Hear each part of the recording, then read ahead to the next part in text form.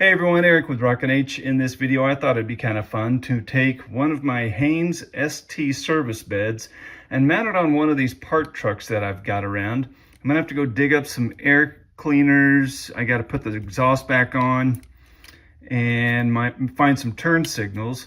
I've been robbing parts off of this for other projects, and well, here we are. This would be kind of fun because I get to show you how to take these fenders off and prep this up for one of these beds. Let's get to work. I'm going to set this off to the side, and then we're going to take this sleeper off. We're obviously not going to need that.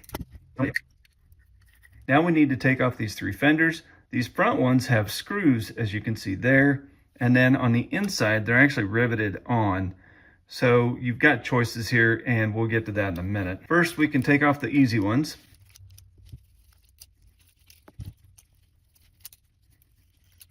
To remove the rear ones, you have choices. You can take these axles off and take a die grinder or even a drill bit and drill off the head of that rivet. Or if you don't intend to save them, you can sit here and just work them back and forth like so, and they'll pop off also. And the reason I said if you don't intend to save them, sometimes doing this just kind of bends them and makes them out of round. Next, we'll pop off the fifth wheel plate. It is die cast, but it does pop off easy. And now we are ready to begin dry fitting this bed and seeing where we're at. These attachment points for the fifth wheel are too tall. At least I don't like how it makes that bed set so far over those tires. I prefer to have it closer. At this point, this is entirely up to you. You can leave it that tall, or you can take those pins off and then shim it up to the size that you like. Either way, you're going to have shims. That way it sets on the frames, nice and sturdy. I like to have mine sitting a little lower. And we'll just have a quick measurement. Almost 3/4 of an inch of frame we can pull out of this cab. Go ahead and cut this in half and then figure out where I want to take the frame. Now, as a point of reference, there's two ways we can join this frame. We can use 732 C channel to go ahead and marry the two pieces together and then set our bed on top of that. Or if this is a project you're doing for yourself, you could cut the frame out, say here and there, and then grind this little bit of die cast here. See how it's higher? Grind that down flush. Then what you can do is, after you get your shims figured out, you can just glue this part of the cab to this part of the service bed, and then the back the same way. So if you cut too much out, it wouldn't matter because you're not going to see it, even if there was a gap. And you'll see what I mean when we get this project going. If there was a gap, you wouldn't see it, and you still have a nice firm place to glue to. If you can take a Dremel or something and make this whole area smooth so it's all the same height, that will make your life a lot easier. So I do recommend it.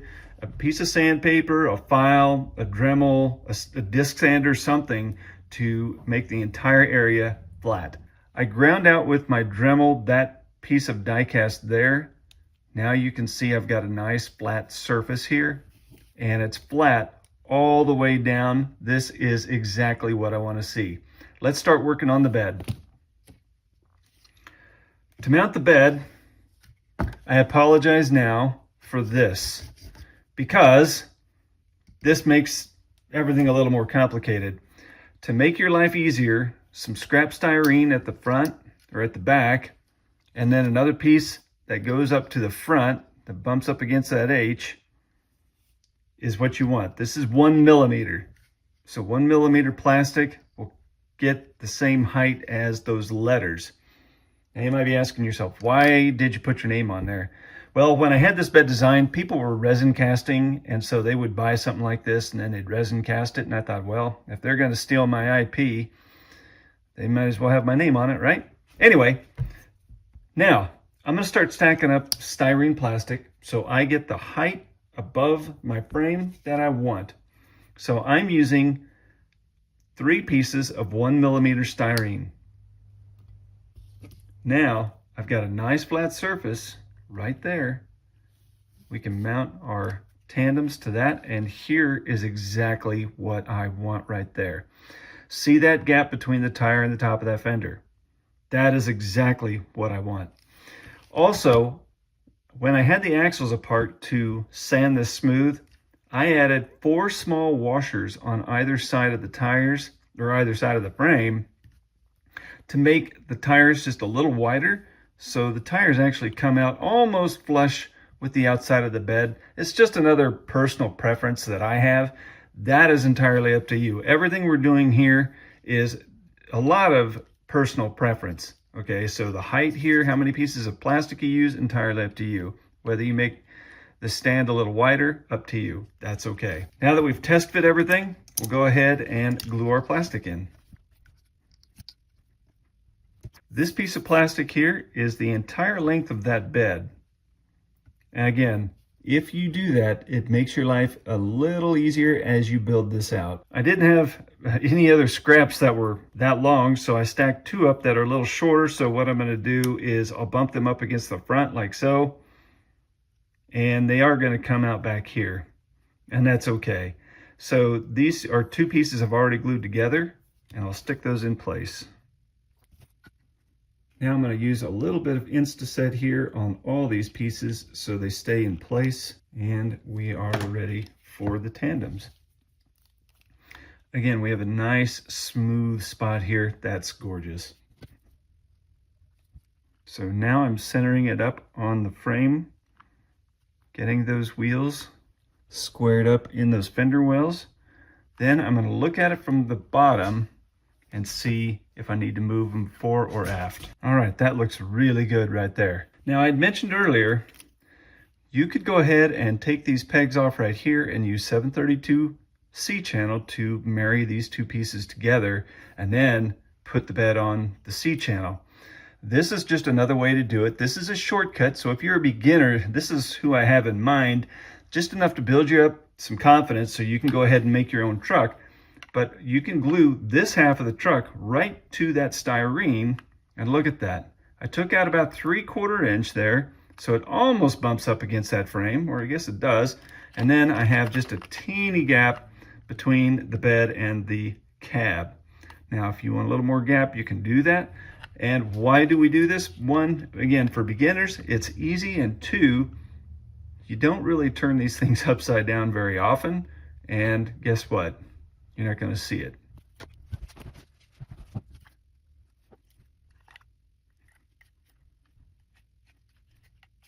What I'm doing here is making sure the top of the service bed is parallel to the lines on the cab.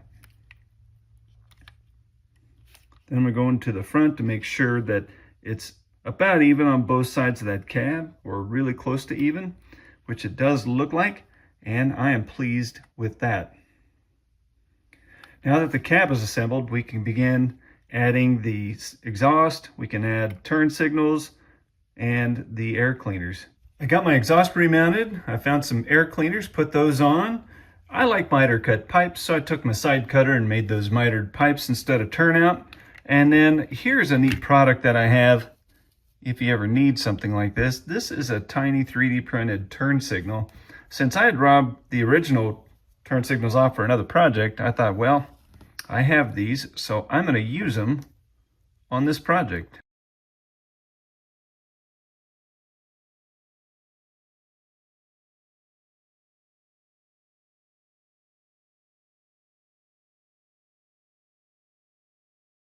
Now that our bed is mounted, I'm going to add a few more details.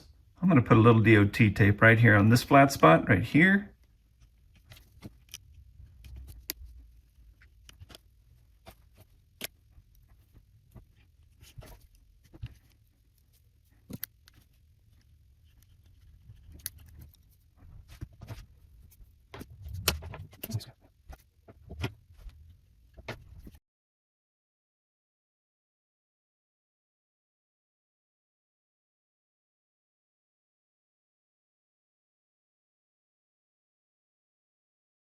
Okay, our service truck is now complete. I did go ahead and add a vertical air compressor as well as a welder, and then I have this fuel tank that I sell. It's also a fuel tank, oil tank, hydraulic oil tank, whatever. And it doesn't actually fit this body, so I had to sand it quite a bit. So be aware, if you want to replicate something like this, you will have to sand this down quite a bit to fit inside this service bed. This does fit other service beds I sell, just not this one perfectly or right out of the package. But it did turn out pretty cool, and I like the way it looks inside there. Now, if you didn't know, this bed is actually modeled after a real service bed that was custom made by Haynes Custom Harvesting in Vernon, Texas. That company is no longer in business, and the bed, or the service bed or service truck that I saw years ago was on a four-door Freightliner ST. Anyways, very cool, and all the stuff you see here, like the air compressor welder, and there's some other accessories, they were all inside these cabinets in different places. So that's why you don't see any hose reels on this. It's just a very clean look, which I like. I did go ahead and opt in to have some stuff outside, like the welder and air compressor there. But the real one was clean as heck and only had a fuel tank in the back. And if you need any of this stuff, rockinhfarmtoys.com. I sell all the stuff to make your service truck look amazing. Now, go make something awesome. If you learned something, share it with a friend. See you in the next one.